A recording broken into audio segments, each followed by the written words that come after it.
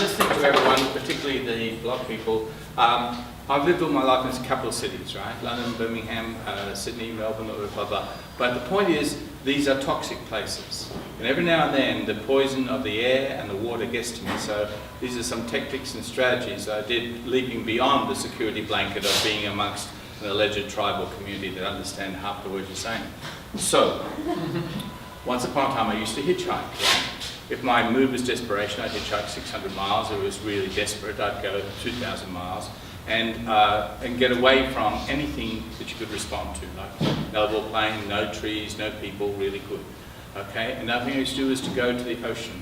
I'd go into Sandringham Beach and up to my neck in water, so that the reassurance of something stronger and more powerful, but more reassuring, would really help. The third thing I'd do would be go out in the country to friends who would have me sit by a fire for 3 days without having to talk. Because silence is overrated, I know, but sometimes speech is often devalued too much.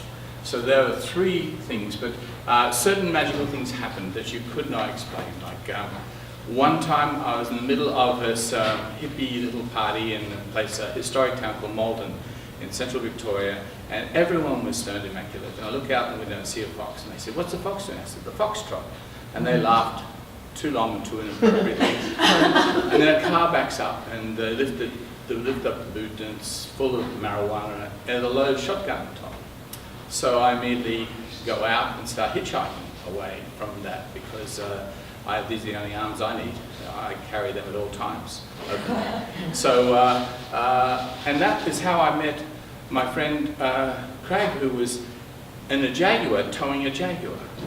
Now, that wouldn't happen in the normal course of events, but either the Jaguar towing the Jaguar or me meeting someone who would later on become a pivotal part of the life story. Because I was in this little desperate squat in the middle of Sydney, and he turns up on a 1,000cc Laverda road bike, right? He says, "Are you happy here?" I said, "No, this place is shallow and superficial. Nobody even talks." And so he said, "Well, go on the bike and we'll go."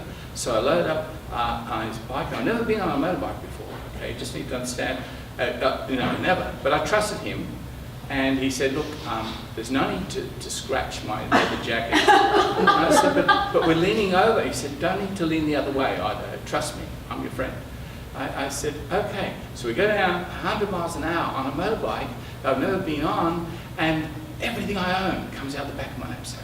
Lost everything. It was pure. It was one of those things. And we make it back to Melbourne and I begin to build again. But sometimes the purity of losing everything means that the nothingness assumes another dimension.